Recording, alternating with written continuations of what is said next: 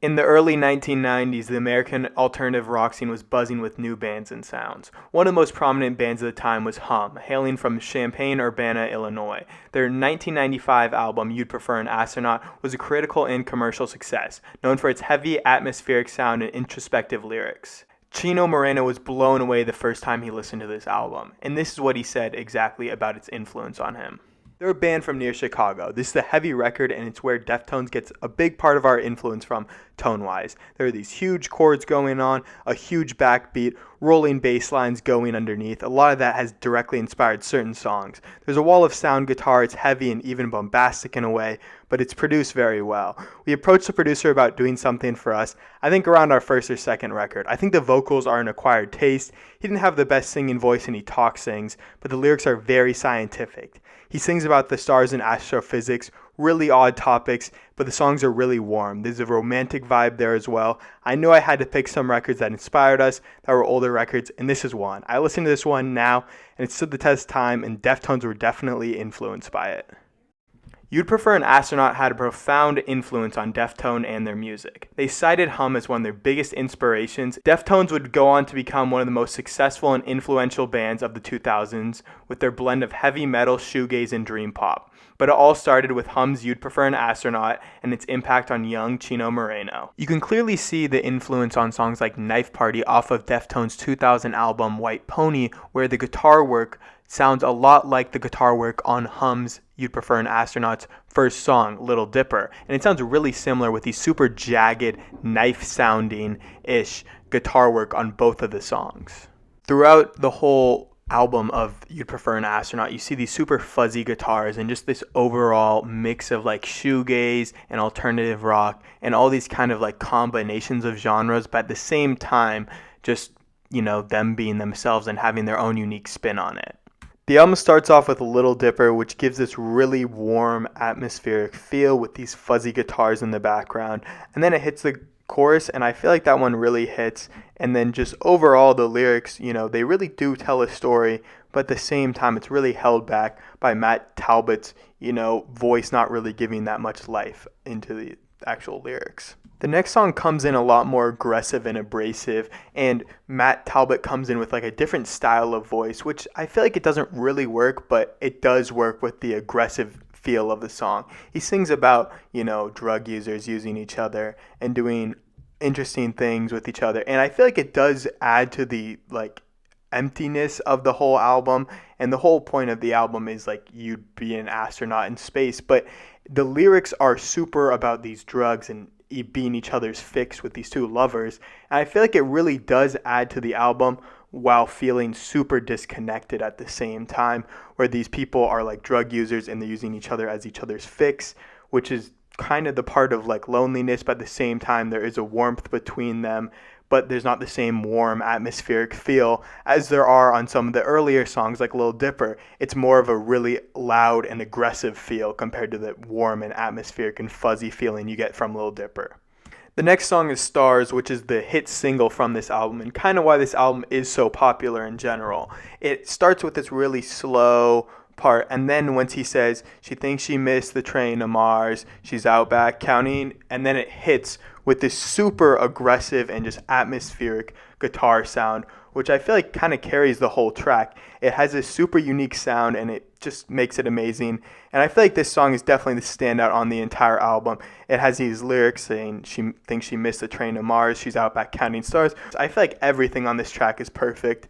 The lyrics are there, just the overall sound and the switches from these super upbeat and up-tempo parts with the guitars just sounding so loud and fuzzy in your ears, and then going to these more slow parts, which just the contrast and juxtaposition of these two just really, makes it. And I feel like the song is also super catchy, and it really shows like how vulnerable I guess Matt Talbot was making this song, because it really seems like a lost lover, and he just, I don't know. I really love this song. I feel like it's definitely the best track off the whole album, and it really is why this album is so popular. Next song is Suicide Machine, and I feel like this one also works as well. It is this more slow and calm sound, but it does, juxtaposed from like the last song where it's these super loud and fuzzy guitars to this where it's a lot more calmed down. But I feel like this song definitely is held back by Matt Talbot's vocal performance. Although he is like more nonchalant and all that, it doesn't really work on a song where it kind of relies on his vocals to sound good, which isn't bad, but it just has these super, like, his voice just doesn't really fit the song as well as someone with, better vocals would sound. And although the song I feel like really works with the vocal content about this suicide machine and how like love is built for two people and they both kill themselves together, it sounds very beautiful, but it just doesn't work as well as it would with someone with a lot better of a voice.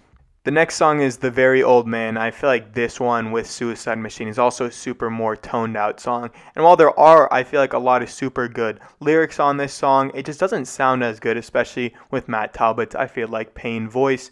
And while, the instrumentation and the beat and everything behind it sounds good, his voice just doesn't, sound that great. And it does have like a, shoegazy tone, but I feel like it just doesn't work with Matt Talbot's voice. The next song, Why I Like the Robins, kind of goes back to that super fuzzy and warm sounding sound we get from Stars and Lil Dipper, but it definitely does go with this juxtaposition from these super loud and fuzzy sounding choruses to these, much less up-tempo and just more introspective sounding verses and lyrics that really go into the life of like a drug user and someone waiting for that fix and waiting for people to change when they actually don't.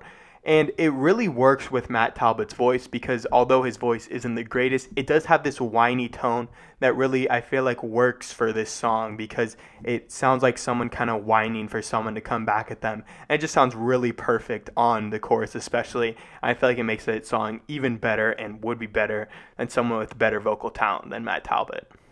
The next song, I'd Like Your Hair Long, has a lot more of a grungy kind of feel with a lot more of like, I don't know, punk, but he's like, I feel like he's kind of angry and he's trying to like bring you down, I guess. Like it has this beat that goes up and down, but at the same time it feels like Matt Talbot is trying to drag you into the abyss and take you down.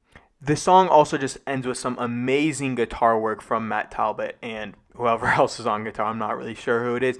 And it just sounds very beautiful. They kind of let the last minute just going off with the guitar. And I think that's a really common thing on this album where they have a lot of these kind of guitar solos, which, weren't that popular at this time, especially how long they were and especially on a super commercially successful album like this one. I Hate It Too kind of shows, all the depression and sadness that comes with ending the relationship. It kind of just is Matt Talbot showing off his anger and just, what he hates, I guess. There's no love and happiness there. And then it just gets heavier and heavier and heavier again. And then he kind of just relives all the moments of love. And then it just is beautiful, I feel like. This whole song is just beautiful. The guitar work, the lyrics, Matt Talbot's droning voice, which, isn't amazing, but I feel like it really works in this situation. The last song, Songs of Farewell and Departure, really closes up the album. I feel like it really kind of completes the circle.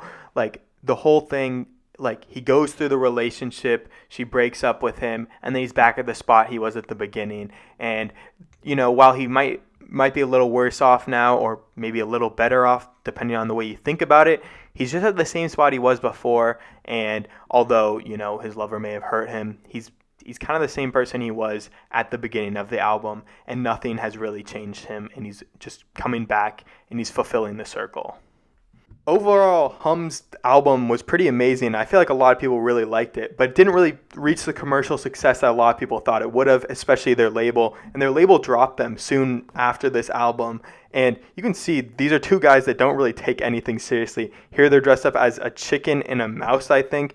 And you can clearly see that these were just a whole band of people that weren't really expected to succeed. And, even now when a lot of people are kind of hating on Matt Talbot's voice, I was hating on Matt Talbot's voice. These aren't people that really, would be rock stars for like most people. Like Chino Moreno, you can tell because he dresses and he acts like a rock star. And a lot of these other rock stars, they do that. But these are guys that just seem like regular nerds that just are so good at music and they somehow just stumbled into something amazing and made some amazing music and just influenced a ton of people through this. And now Matt Talbot, he was working at a college at one point and was like teaching kids. And then they finally came back and they made another album. I haven't actually listened to that one, but a lot of people say it's really great. And I definitely think you should listen to it. Listen to You'd Prefer an Astronaut. Listen to Inlet. I just feel like in general, this is a really underrated band, and they did a lot more and they influenced a lot more bands than you can really think of.